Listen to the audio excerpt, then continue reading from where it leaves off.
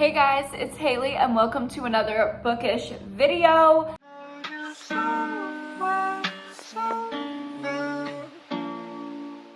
You know what it is, we're back here on the floor doing a wrap up. It is August, which means in my world, it's officially fall. So I'm in like my fall transition fit. You know, this is still like kind of summery. She's like acid washed, but she's brown. So fall. I have like my glasses, dark academia vibes. I have like my earrings. I don't know. I'm ready for fall. I'm done with the summer. I'm ready to watch H star star star star P star star star star star. I'm ready to drink freaking pumpkin everything. I'm ready to eat pumpkin everything. I'm ready for fall. Give it to me. I already have my Draco candle back there, if you can see. Apple mahogany. We love her. Anyway, July was a wonderful reading month for me. Pretty much, like mostly. We had five-star reads, so go off with that. But we also had multiple books that I did not rate and multiple books that I gave a 1 star. So it's a mixed bag. Let's go ahead and get into it. Before I talk about the books, you know what it is. I'm gonna do some stats. So I read 17 books this month, and that is a total of 5,398 pages. Here is the mood breakdown, and this one is like so stark. Everything was tense, dark, and mysterious. Like there was really nothing else that really stood out. Like those 3 are so huge.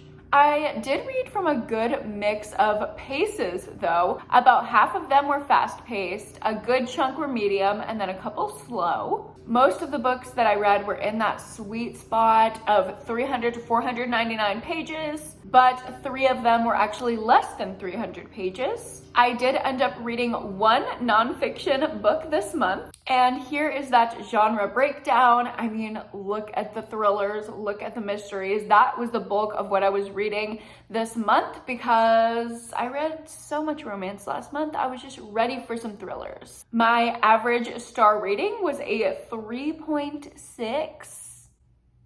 which I feel is like really bad. Like that's horrible for me. And I ended up having 2 1 stars, 1 2 star, 2 3 stars, 2 3.5 stars, 3 4 stars, 5 5 stars, 1 nonfiction book that I did not rate, and 1 DNF that I did not rate as well because I didn't finish it. That's gonna be all for my Storygraph stats. Now let me share just some extra ones that I do every single month. This month I read all adult books. All 17 books I read were adult books, no YA, no middle grade. As for the way that I read them, I read 12 of them physically, 2 of them just with an audiobook, 2 of them with a combination physical and audiobook, and 1 of them I did read physically, but I checked it out from the library, so it's not from my shelves. As for the author stats, this month I read 9 books by female identifying authors,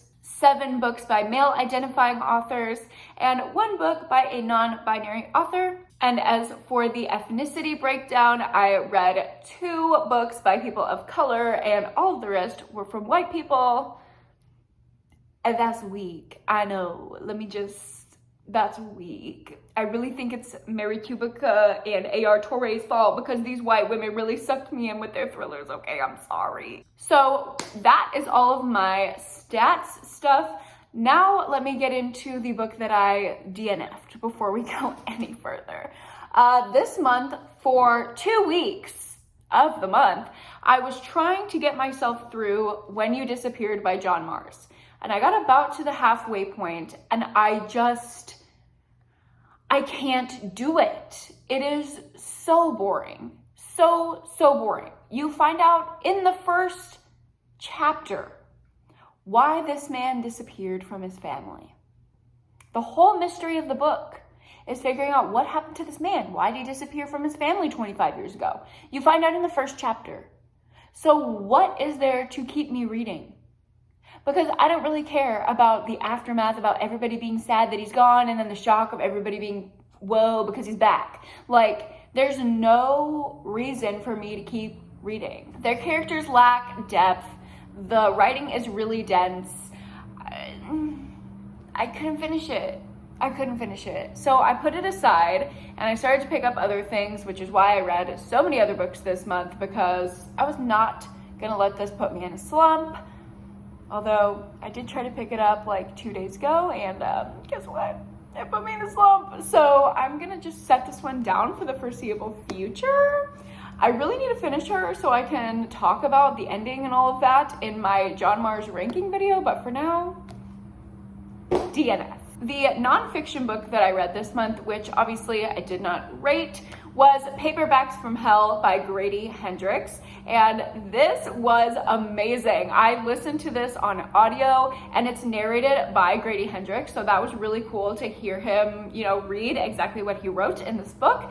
It's basically just a short, condensed, hilarious history of classic horror, but especially the horror that came out in the 70s and 80s, because that really shaped the genre. I loved learning about it. I thought it was really fun, really funny. It was super short, and it was just a good time. If you're a horror fanatic or you like horror and you think you'd be interested in hearing a little bit more about the genre, I highly recommend it. All right, now that we have the unrated books out of the way, let's go ahead and get into the books that I actually rated.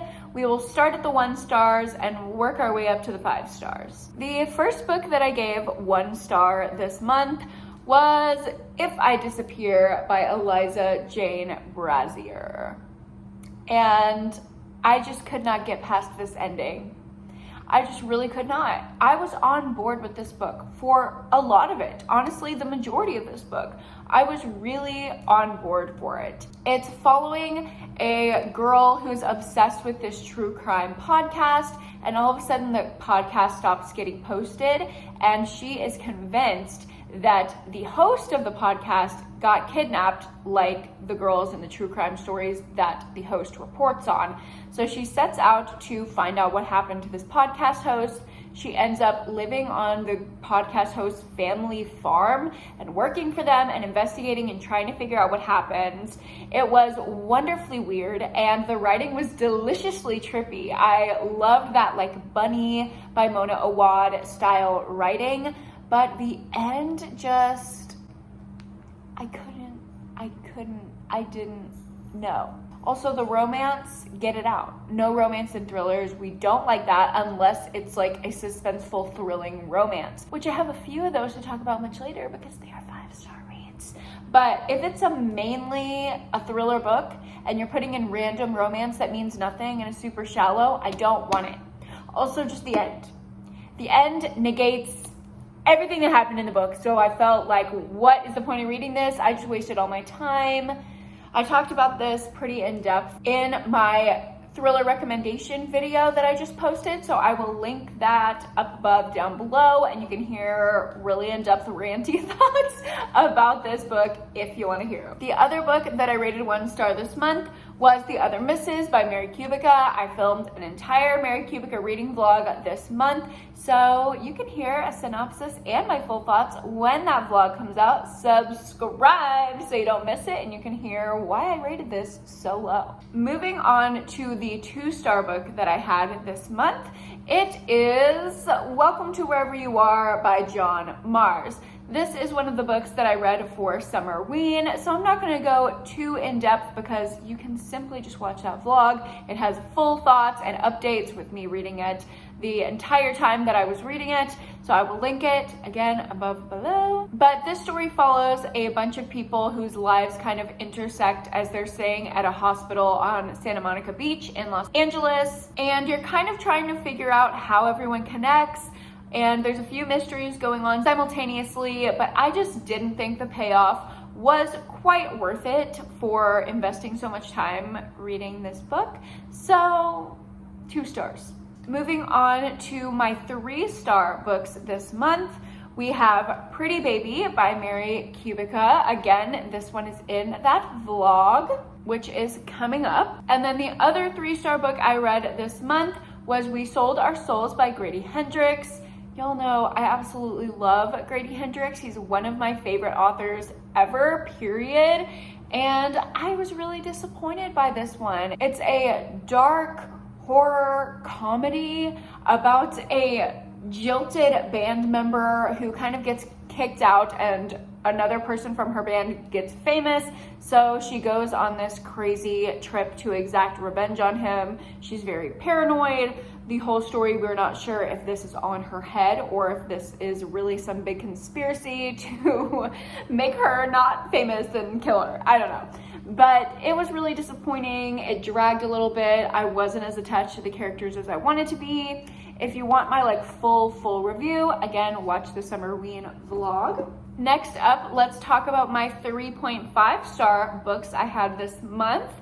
The first one that I read and rated 3.5 stars was Marlena by Julie Bunton. And I actually really enjoyed this book.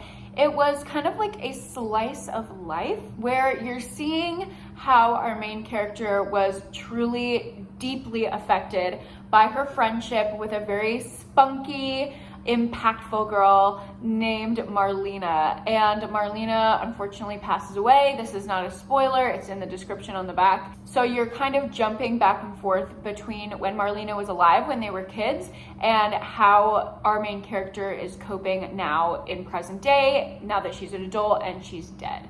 So it was very interesting for me. I really liked the family and friendship dynamics that were discussed in this book. I thought it was really well written as well and pretty intriguing. It did feel a little plotless at times though. Sometimes I was like, okay, what am I reading and why am I reading this? Do I really care? And some of the scenes I did really care because even though it was plotless and I didn't really see the point, I did enjoy the characters. But some of them, I don't know, I just didn't quite connect with. There were also some parts that just made me really uncomfortable. And I know that that was the intention, but I didn't enjoy it. So I'm allowed to rate it lower because ratings are my opinion. So I gave it a 3.5 out of 5 stars. The other book I rated a 3.5 this month was One Last Stop by Casey McQuiston. And I do have quite an unpopular opinion on the other book by this author. Red, White, and Royal Blue is just not one of my favorite books. I know everybody's obsessed with it.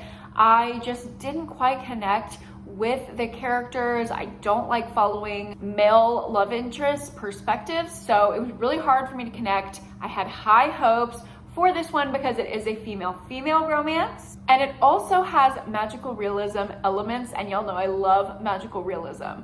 So basically we're following our main character who just moved to New York. She's kind of a little bit of a mess, but she's trying to get it together. And she goes on the subway one day and meets this girl who's like very charming, very cute. They're having vibes. And she sees her on the subway every single day and figures out this girl is stuck on the subway, and she got stuck on the subway in the 1970s. She's literally from the 1970s, and she's stuck on the subway and they're falling in love, but like she can't leave the subway. Also, she's not in their like timeline, so that's a problem. And it is part their romance, part the mystery of the magical subway, and part another mystery, which is like true crime inspired. And I'm not going to give anything about that away because I think you need to go in blind for that one. But I ended up really enjoying this book a lot, so much better than Red, White, and Royal Blue for me. I really loved our main character so much. I actually had more of a crush on her than the girl stuck on the subway, Jane, who is kind of who we were supposed to be pining after and lusting over. I just really didn't like her personality, her look, the way that she was described. I wasn't attracted to her at all. So that's why I did have a little bit of a lower rating, because Jane just was not my cup of tea. She was very like brusque and masculine, which is totally fine for a woman to be that way, but that is just not my cup of tea. So I wasn't too attracted to her, but I did really enjoy our main character. I loved her. She was so quirky, but I didn't think she was quirky in the annoying like manic pixie dream girl way. I thought she was just like a gal I would be friends with. I also loved the menagerie of characters that we were following, like her friends, her coworkers, her roommates. I would totally read a spin-off story about any of those other characters. Obviously, you guys can probably guess that I loved the magical realism and mystery elements. I did just think that there were a lot of elements, and if we cut out one of them, it would have been so much better fleshed out, such a better book. But at the same time, I did enjoy all of those elements, and the way that everything wrapped it up at the end, I thought was really satisfying. So I'm still kind of grappling with my rating. Right now I'm at a 3.5. Maybe if I think about it more and I'm like more annoyed with the multiple elements, it'll go down to a 3. And maybe if I keep like thinking about the adorable romance and how much I love the magical realism, it'll go to a 4. Or maybe it'll just stay at a 3.5. Moving on. Let's go ahead and talk about the 4-star books I read this month. The first one was The Cabin at the End of the World by Paul Tremblay. This I also read for Summerween. Again, watch the vlog for my full thoughts. But it follows a gay couple and their daughter as they're staying in a little cabin on vacation. It's like summer vacation. And as they're just sitting there chilling, relaxing, this cult seemingly tries to break down their door and give them some information about the end of the world. It is wild. It is totally crazy. And I loved that part of it, but there were some parts that I just couldn't quite picture. Some of the descriptions were just really hard to visualize, especially the fight scenes, and it did have a pretty ambiguous ending that I didn't know how I felt about it. So 4-star it is. Mostly enjoyed it. Like, it's definitely a great book and I highly recommend it, but I just hit myself. On the fight scenes. The next 4-star book I want to talk about today is He Will Be My Ruin by K.A. Tucker. And this is a thrilling romance book. When I talk about a good suspenseful romance, this is what I mean. This is the blueprint. Blueprint. This follows our main character, Maggie, who is like this little rich girl. She's like hoity-toity. She has a bunch of money. Her parents are like owning an energy empire. So she's like, you know what? I'm going to combat all the bad stuff my parents are doing, being like unethical billionaires. And I'm going to start my own like charity and go around the world and like build houses for poor people, which is like really great for her until she gets a call that her best friend growing up, Celine, has killed herself. And so she flies back to New York to try to sort out the situation, sort out Celine's affairs. And she's also really suspicious because she does not think Celine is the type of girl who would kill herself. And while she's going through Celine's things, she finds some pretty suspicious items in her apartment, which I don't want to give away. And it leads her down this whole rabbit hole to try to figure out what happened to her. Along the way, our main character, Maggie, is falling in love with guys, sleeping with guys, hitting up Celine's exes and trying to figure out what they have going on and maybe falling in love and sleeping with them. Yeah, it's messy, it's drama, it's thrilling, it's dark, it's intense. It kind of reminded me of one of my favorite books of all time, which is The Girl in 6E. So if you like that, you will definitely like this. And it was a really enjoyable book. The only reason I knocked off a star was that some of it in the middle got a little bit repetitive. It dragged a little bit. And there were a few times in a row where I was reading in the middle of this book and I was like falling asleep. And it wasn't because I was tired, it was because it was a little bit boring. But probably like the first 150 pages and the last 150 pages, perfection. The last 4-star book I want to tell you guys about is If You Dare by A.R. Torre. And this is the last book in the Girl in 6E series. Can we all just take a moment? I really think like that deserves a moment of silence or something. This is hands down my favorite series of all time.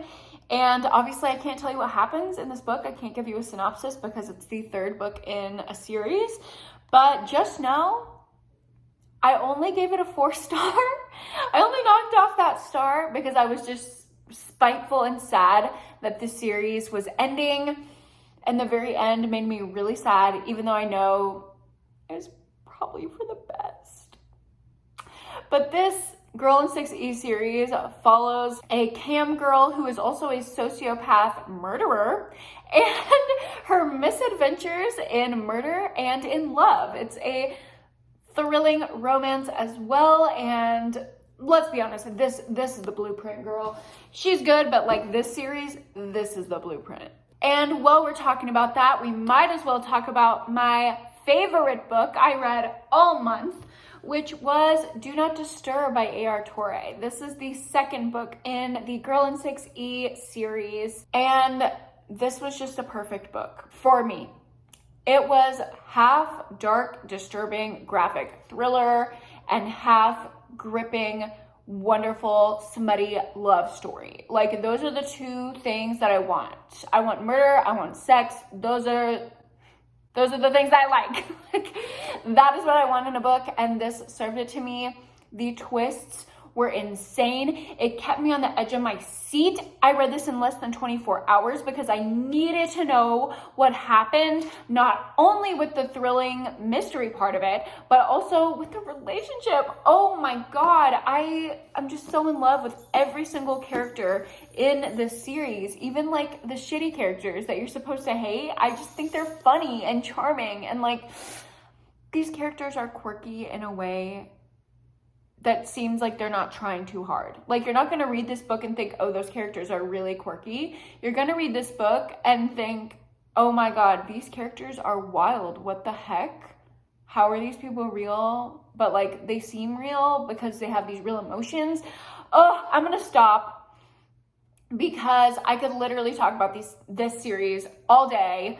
I highly, highly, highly recommend these books, and honestly, everything A.R. Torre has ever written. I absolutely love her writing style, and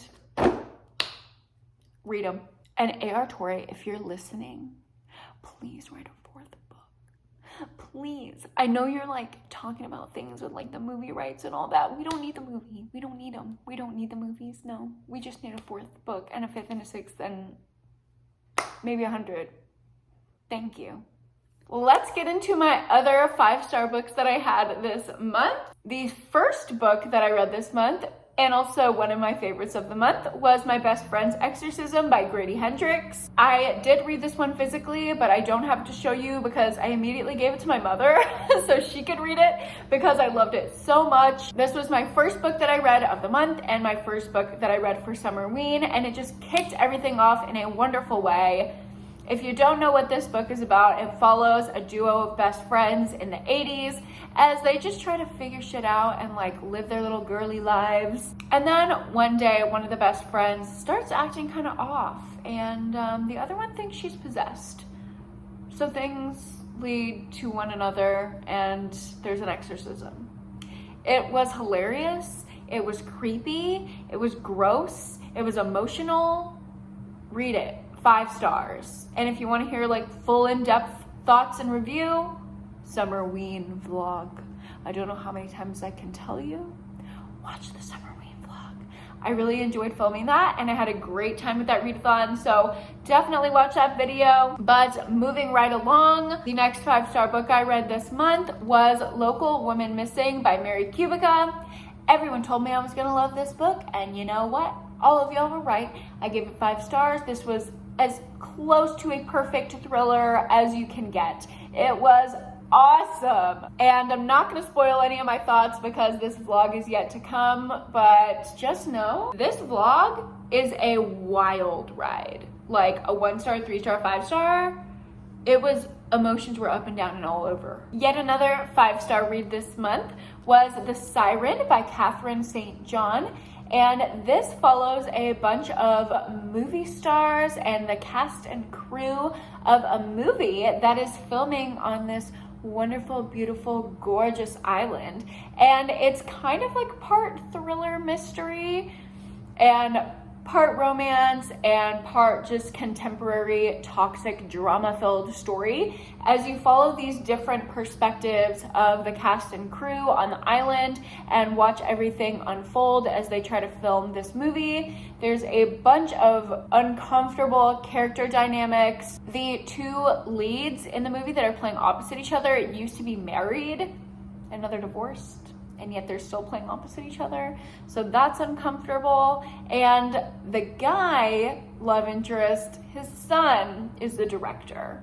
So it gets so deep into family dynamics, it gets so deep into relationship dynamics and female friendships. I love books about female friendship, and that was definitely present in here. There was a lot of talk about feminism, which I wholeheartedly enjoyed, and it gave some substance to a story that without it would just be bougie rich people drama, which I do love bougie rich people drama, but this was so much more than that. It really had some depth to it, and it was just really fun to read. Like, it just sucked me right in, and I could not put it down. This is a perfect summer read. If you're looking for something to read at the tail end of summer, pick this one up. Also, hello, this cover is gorgeous. And the final book that I read this month, which I gave 5 stars, obviously, and it would have been my favorite of the month if I hadn't finished out the Girl in 6E series this month, but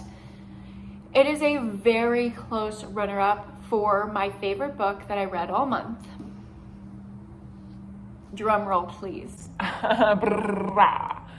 It is Survive the Night by Riley Sager. I am in love with this book. It gave me such strong No Exit vibes. If you love No Exit by Taylor Adams, I guarantee you will love this book. The twists, oh, maybe I'm stupid, but I did not see them coming at all. The whole premise of this book is you're following this girl in the 90s as she tries to hitch a ride home with this guy from her college town to her hometown. And as she gets in the car with this guy, she thinks that he might be the campus killer who had actually murdered her best friend months earlier and had murdered other girls in her college town. So now she fears that she is stuck in the car with the campus killer. It is so tense, so thrilling, so fast-paced. It feels like it was written for horror fans, and I love that. I know that Riley Sager is a horror fanatic just like me, and you can tell that as you're reading this book. It gave me the vibes of like Final Girls, which is Riley Sager's first ever book he wrote, mixed with No Exit by Taylor Adams. It was immaculate. It had those like horror fan tropes that everybody loves in a horror movie in this fast-paced thriller setting. Oh, and it was isolated, like she was trapped in the car. Oh my God, it was so good. The twists. Oh my God, I loved it. And we have an unreliable narrator because our main character who's trapped in the car is dealing with a lot of trauma and complicated grief, a litany of mental health issues that are causing her to dissociate, which is a very common trauma response, especially around PTSD and complicated grief. I'm a therapist. I know these things. I started out my therapy career doing grief work, and dissociation is a very common coping mechanism that can come up when people are dealing with prolonged and complicated grief. So I'm hearing a lot of other reviewers saying like that is so unrealistic. She wouldn't just not know what's happening and not be able to differentiate between reality. Oh, I don't like that. And I'm like, no, like that is real. That is a very actually accurate mental health representation. And she doesn't actually call it dissociation in this book. She calls it seeing a movie in her head.